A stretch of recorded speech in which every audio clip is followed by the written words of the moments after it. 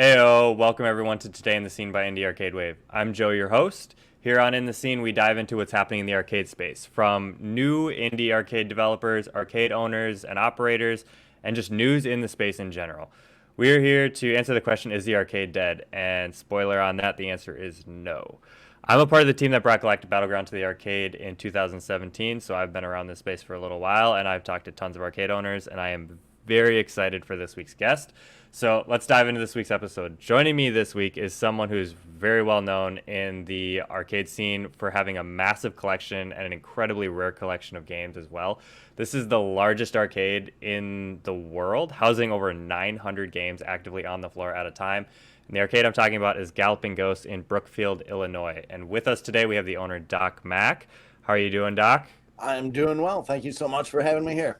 Yeah, thanks for coming on. Like I said, I'm super excited. Like anytime I go to a convention and people are talking about arcades, everybody's like, "Have you ever been to Galloping Ghosts?"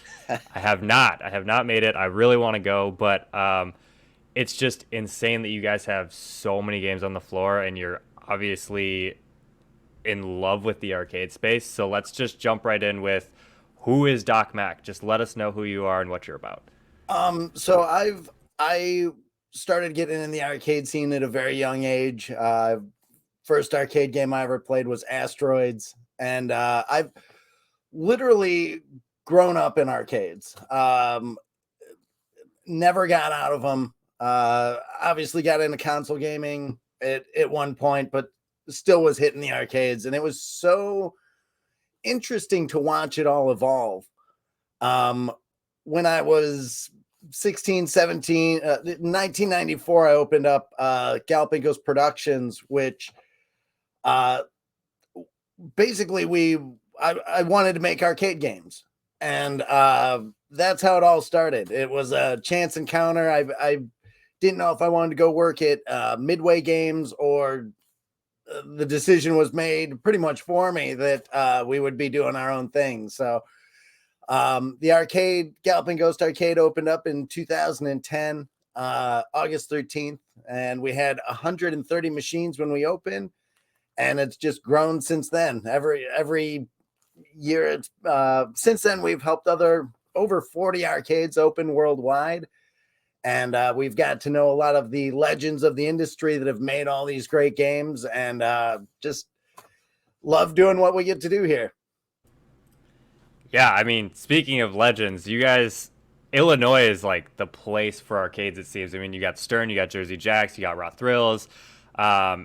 I mean, I'm sure I could keep going with other people that are in the area. It's nuts how many people gravitate to that area, and I'm always fascinated to find out how the arcade starts. Obviously, like you love the games, you wanted to work in the industry, you wanted to make your own games, you started collecting, all that kind of stuff, but how did you actually start Galloping Ghosts? Like, what was the process of going from I have this stuff to now I have an arcade? So it all started with the production company. In '94, we wanted to do a one-on-one fighting game similar to Mortal Kombat. I had a chance run in with Ed Boon, and I was working at Babbage's Software at the time, and basically was like, "Hey, Mr. Boone, could I love arcade games. I love fighting games. I love Mortal Kombat. I would love to take some of the characters that we've created, bring them to Midway." And he's like, "Good luck." Like, and it was that kind of pushed me to go focus and open Galloping Ghost Productions. And a few years, we had spent a long time working on the game and rebooted it about 10 years in. The game was looking very dated, so we basically started over. The big thing was when the arcade, we heard, we were getting ready to think of how we were going to release the game. And anytime we heard about arcades, they were just closing left and right. And a company called Orcade had opened up in about 2006, 2007. So they were a location tracker. So we were like, "Oh, this is a great thing. This will help us find out where the arcades are and where we can sell our game to." So we really wanted to help promote this site because it would be beneficial to us. So we started going to every arcade we could find, any place that had an arcade game, pool halls, laundromats, um, movie theaters, bars, anything that had an arcade game we were at. And one of the big things that we noticed was that so many of the machines weren't working. And it became really the cornerstone of like, oh wow, if this is probably why so many of the arcades are gone. People, there's not really a great arcade anymore. So it was like, okay, well, we're gonna fix that once the game comes out. We'll open this arcade up and it'll do all these things. And we ended up writing the business model for what would become Galloping Ghosts Arcade. One of the actors in the game, a few years later, he was selling his business and he's like, what would you do if you could do any business that you would want to do? What would you want to do? And I was like, oh, I've got a few business models that I've written in the past just for fun. One's an arcade. And he's like, oh, can I see that? Told him all about it. And he's like, oh, that's amazing. Can I use his business model? And was basically, yeah, sure, whatever. Like, he's on staff. He's a member of Galloping Ghost. Why not? Like, the more arcades, the better. And shortly after that, he found out that it would be very difficult for him to run an arcade because he didn't know all the nuances of it. So he brought me on and we became partners. And then shortly after that, the arcade, it opened. It was successful out of the box. We were profitable after about 8 months. And the concept behind it was to have a lot of games, take really good care of them, really showcase the industry side because, as you were saying, there's so many game development companies here in Chicago. You get Gottlieb, Konami, Electronic Arts, Midway, of course, and all that history is right here. And because of the production company, we've been able to get close to and know so many of the people that made these great games decades ago. So it was a place to really showcase them and what they had created and give players a chance to come and meet those legends of the industry, because those people are the movie stars and celebrities of what we all love and enjoy. So many, it was just this perfect blend of everything just lined up, and we opened very quickly, and it just kind of all kept going from there and continues to go that way. So Yeah, I love to hear that it was so successful right out the gate, and it's continuing to be successful. It's obviously continuing to grow. You put a new game on the floor every Monday, correct? every Monday, we've done it for 8 years. We have not Eight missed eight a Monday years. yet. Every single Monday you put a new game out, which is why you're over 900, which is just still bonkers to me. I'm like trying to comprehend what an arcade with 900 games looks like.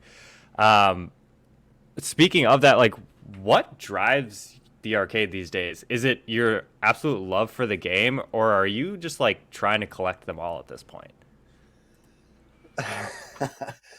So I'm basically very fortunate to be able to hide a terrible compulsion to collect amongst a viable, successful business. And initially, it's gotten so much harder to keep getting in new games. We've got about 160 games in the vaults that are still going to be added to the arcade floor.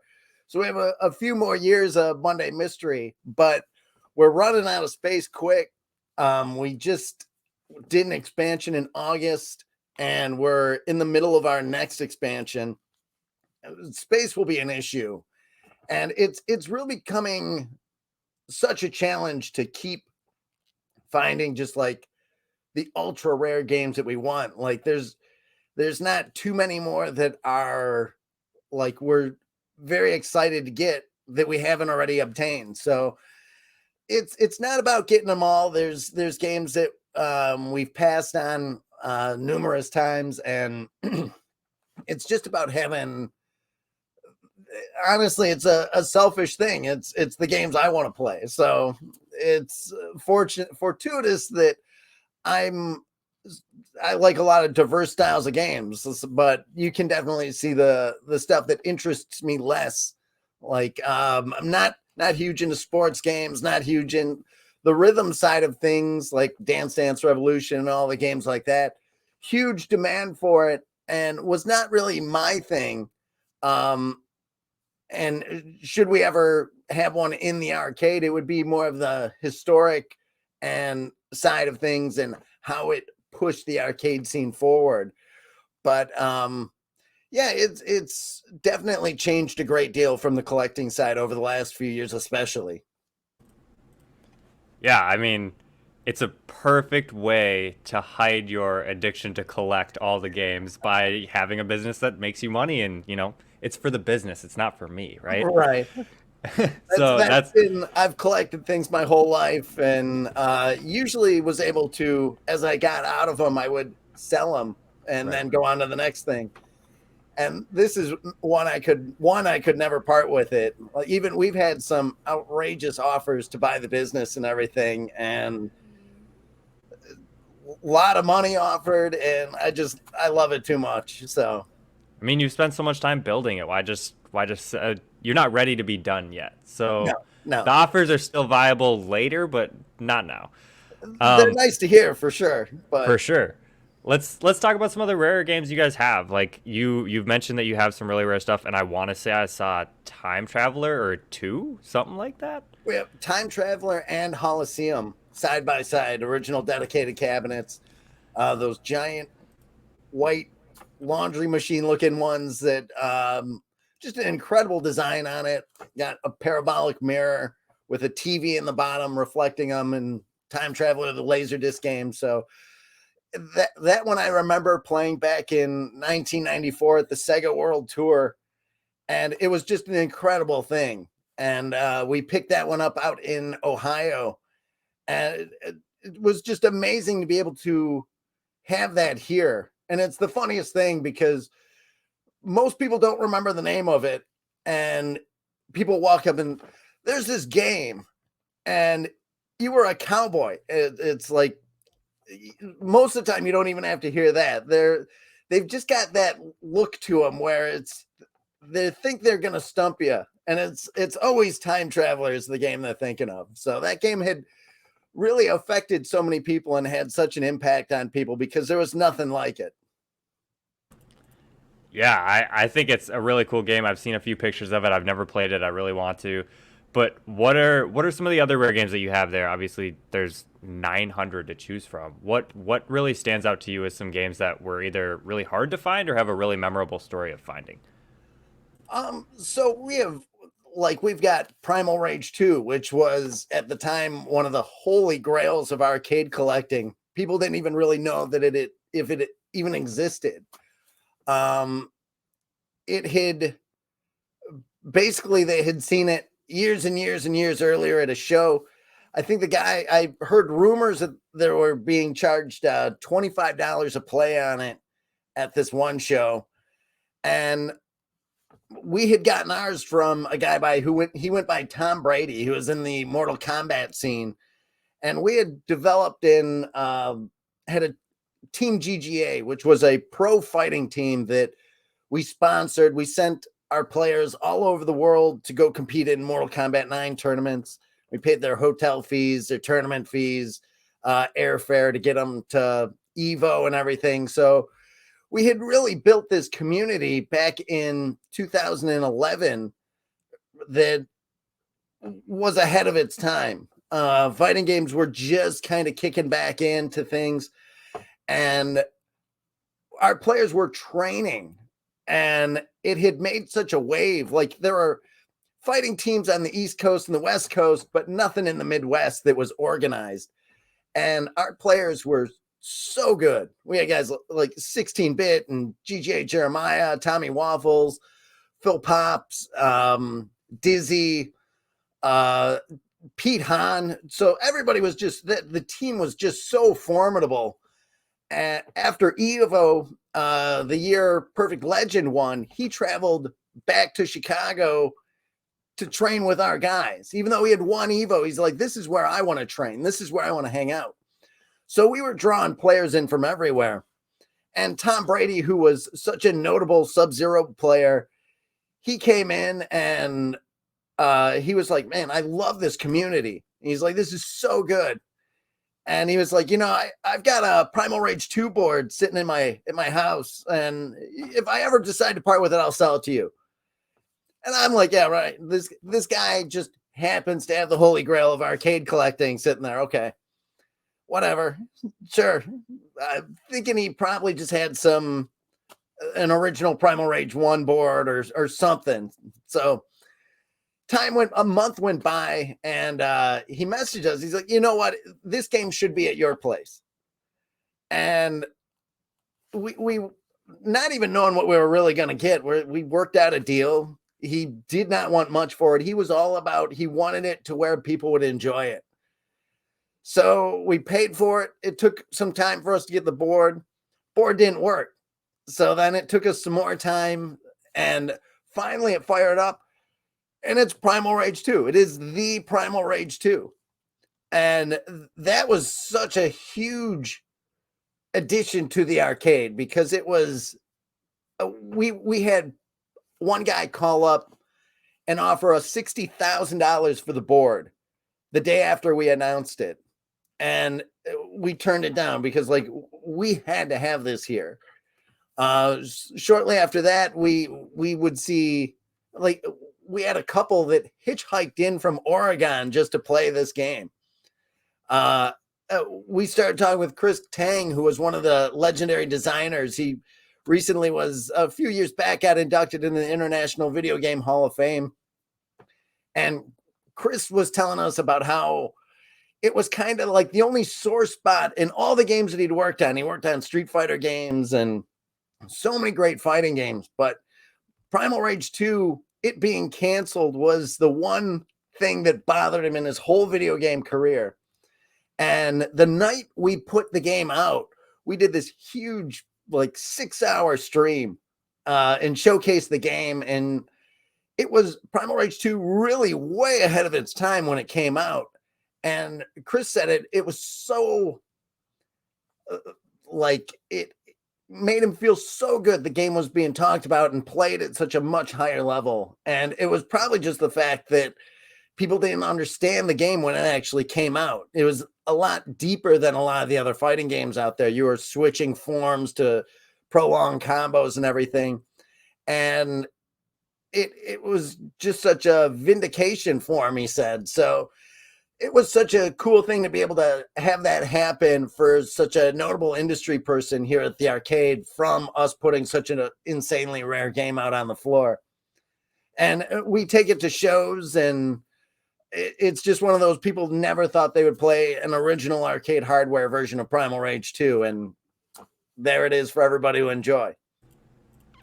That's so cool that it just, like, basically, like, fell in your lap. It's just this guy, he's like, I love fighting games. You guys have awesome fighters. I love the energy of your arcade. Like, here's this thing that nobody can find that I'm just chilling in my basement, and it's not working. It's yours now. Like, that's really cool of him to add that to the collection, the community, and he's now forever a part of your story, which is also really cool. Over the years, it's really, we've found so many people that are so generous with wanting to share their items like that. From pinball machines to the arcade side, like, there's people that just want people to enjoy them. The community has been so tremendously supportive of us that, again, we've helped so many arcades open. It's that one thing that you can't really factor in, is how the community is going to deal with you. Right. And one of the things that has made us so successful is definitely the community support. It is, and the industry support. Another outrageously rare game that we have NARC, which 1988, that was the first arcade game I ever purchased for my house before the Galloping Ghosts Arcade was even a thing.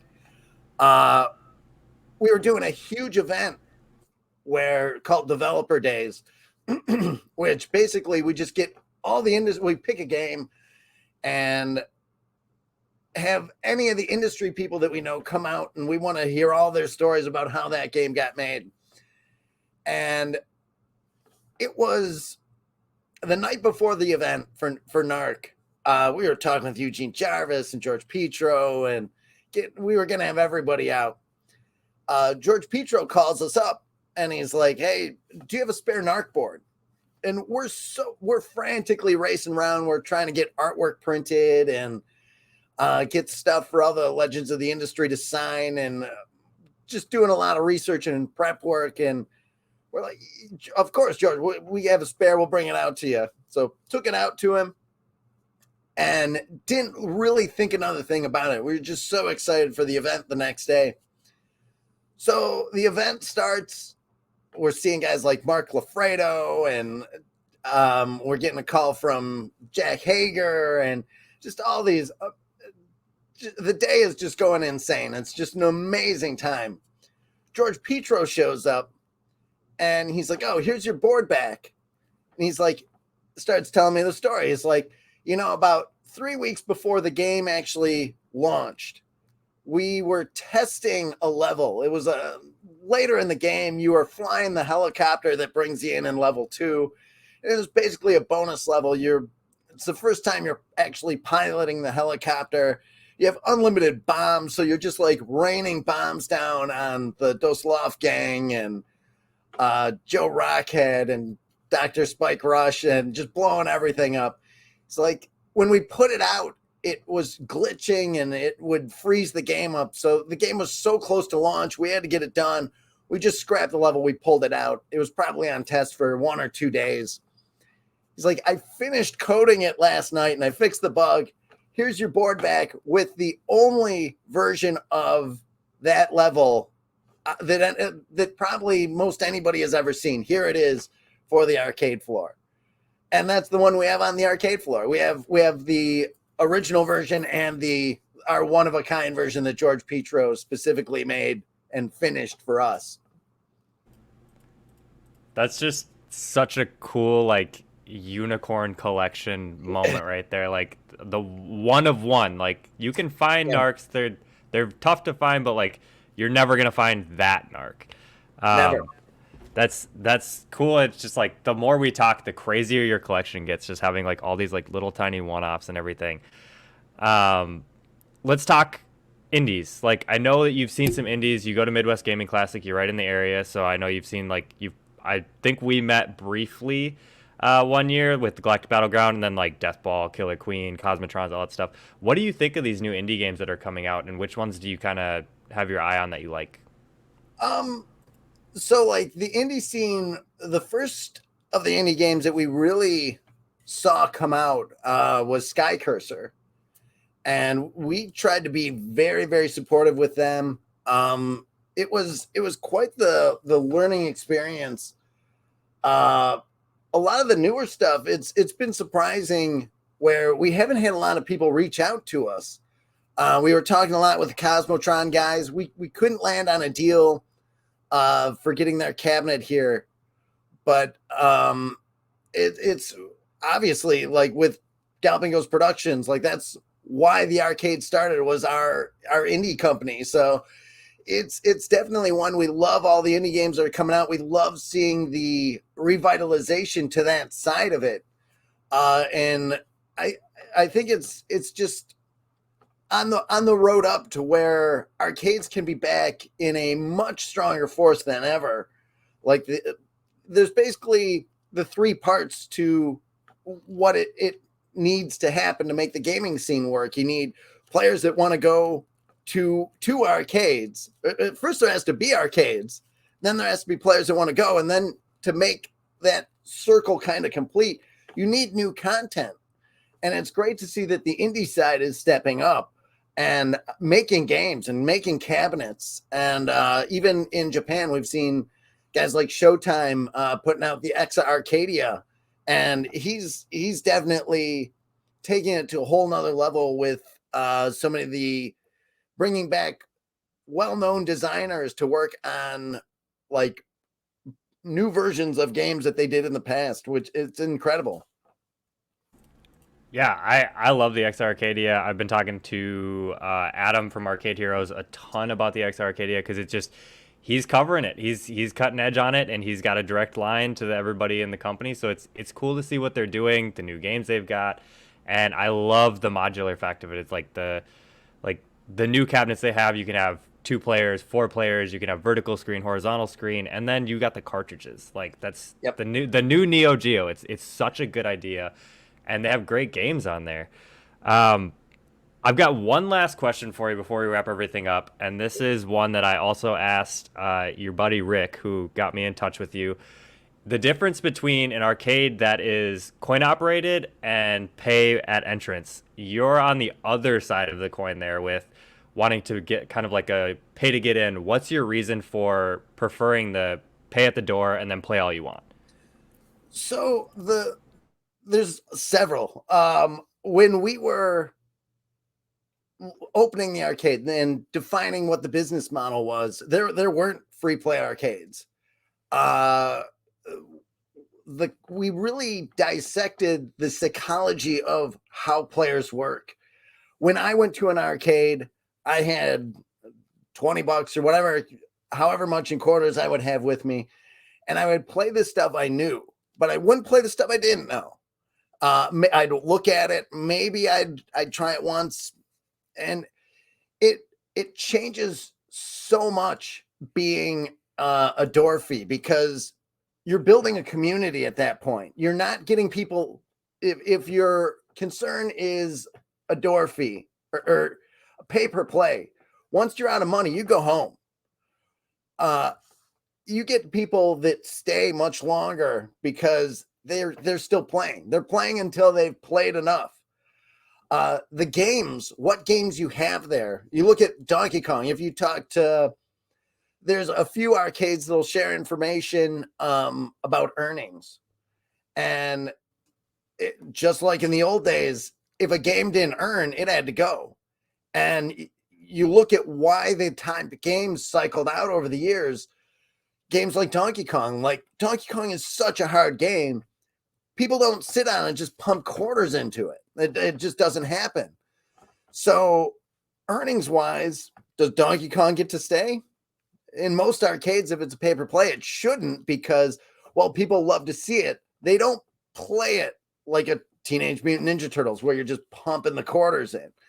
So it gets rid of the whole earnings thing. It gets rid of the whole the malfunction, the tech work of fixing coin jams. One thing that we've seen is you put in a coin and nothing happens. People feel like they've been robbed, basically.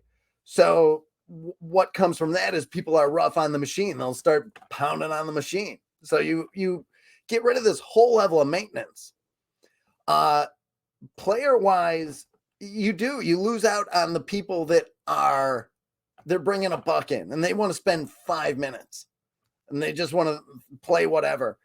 But if you get the players that are coming in, you want them to be there. You don't want somebody just like in and out that doesn't have that investment. So we've seen the machines get treated much better. We see the players find games that they wouldn't have otherwise played. And that has really led to players just finding games that they're new favorites for them. And it's something that would never happen in an arcade. And it's why you look at so many of the like games that have a higher point of entry to learn how to play them. Those games got overlooked. They're great games, but people didn't want to invest the quarters. And yeah, you're thinking like, oh, it's 25 cents. But back then you only had that handful of quarters that you had with you, and then you were leaving. So it literally changed the psychology of gaming, going with this free play model. And that gets players into scoring and working to get, they set a goal that they want to achieve. They want to get this score or beat this other player, and they focus. And that's why we've seen the scores go through the roof, because you take that inability to throw a game away. You put a quarter in, you start it up, and you die real early. You can just wipe it down. It doesn't matter. And that's been one of the big things, for good or bad. Like gaming for scoring has changed so much with the introduction of playing at home and everything. But it's just allow players to really try games that they've never really tried before in a much deeper way. I think that's one of the biggest things for me on that argument is if you're not putting the money in, you can try anything at any point. If you don't like it, you can walk away from it or just wipe it down and then walk away. Or, I mean, it's big for the indie stuff because that's the biggest barrier to entry that I hear from arcade owners is, well, what does it earn? And it's like, well, we have it in enough places to have a good idea, but we can't guarantee it for your location because we don't know exactly what your customers are like. But if somebody is able to walk up and just play it and try it, we're in a couple arcades that are free or that are pay at the door just like you, and I mean, they're getting hundreds of plays like on a Saturday, 150 plays. Like it never would do that if you had to pay 50 cents to get on it just to try it.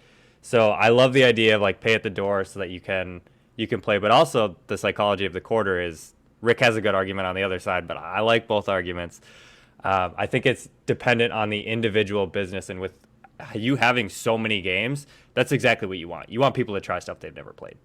Absolutely. The both business models, like the pay per play, probably will never go away. It's ingrained. For us, we've seen to make them work. We've seen free play or pay at the door arcades. They open and close just like an arcade that is pay per play. But it just like what, as a business side of it, you get that set amount, what you're getting from each player. So it's numbers wise, it definitely works better for us. Both are valid though. We definitely recommend and urge the newer arcades to go with the free play model because we're trying to build a community that is very focused on scoring and trying obscure rare games. So it's personal preference to the arcade owner though. Right. So if you're looking to open an arcade, definitely take that into consideration as to which model you want to go with because it is going to shape your arcade quite a bit. But Doc, I really appreciate you coming on here. Just to wrap everything up, give shout outs to anybody in the industry you want to say what's up to, and also social media links so people can check out Galloping Ghosts. Oh, thank you, man. There's so many people in the industry that we get to work with, and there's so many other amazing arcades, places like Prince Arcades out in Bolingbrook and Scott Lambert at Underground Retrocade. Those guys have done such a phenomenal job keeping the spirit of the arcades alive. Pat and Glenn over at Star Worlds. There's just so many, and guys like Rick at Arcade Odyssey, Adam Pratt. If you can make it out to any arcade, go check them out because it's an experience worth going to. Like travel to them. It's great to see so many people traveling to arcades. I have to give a shout out to our Master Tech Doug Fox that helps keep everything up and running, and Brandon Diaz, our lead artist at productions, Master Tech Ken Walker at Galloping Ghost Pinball, and Greg Gominas. It's such a group effort to get all this stuff to make an arcade function, and it's guys like Tommy Waffles and GGA Jeremiah. Thanks to all of them for helping us get to where we're going, and all the industry people and legends of the industry, Brian Cohen, Jeff Lee. It's all the Mortal Kombat guys. It's such a long list of people that we owe, but most of all, the players that come out and hang out with us at the Galloping Ghost Arcade. And you can follow us on social media. We're on Facebook, Twitter, Instagram, always at and on Twitch at twitch.tv/Galloping Ghost Arcade. So just find us, follow us, and make sure you're tuning in on Mondays for a new game on Twitch. Awesome. Well, I'm going to link all those down in the description. Again, thank you, Doc, for coming on, talking about the arcade, the experiences that you've had, and just cool stories, obviously, about like really rare games. You got to love hearing about rare games that people can't find anymore. Everybody's holy grail once somebody finally obtains it. It's good to hear that somebody's got it and they can go play it there. So if you're looking for Primal Rage 2, there's your spot. You can definitely go there. If you like what we're doing here at Indie Arcade Wave, don't forget to like, share, and subscribe. It helps us a ton. It'll keep growing the wave, and we can all ride it together. But until next time, peace.